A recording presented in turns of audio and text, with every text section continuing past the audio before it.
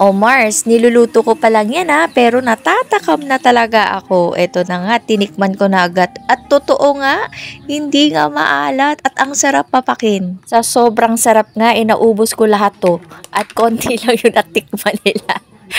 Sabi nga nila, daya ko daw kasi parang ako na lahat kumain. Kaya may utang tuloy ako sa kanila. Kailangan ko ulit mag-checkout para malasahan nila kung gaano kasarap itong authentic Korean flavor ng Mr. Squirrel Luncheon Meat. Tinry ko pa lang naman kasi kaya B1T1 muna yung binili ko at itong 198 grams po na yung binili ko at yung flavor nito yung plain lang talaga, yung pinaka-original.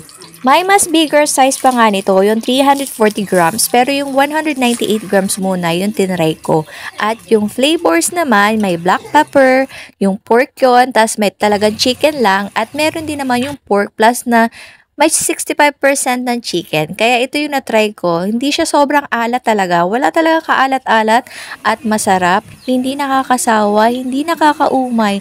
At pwedeng-pwede siyang gawing sandwich. At pwede mo rin siyang isahog kung may mga lulutuin ka pang iba.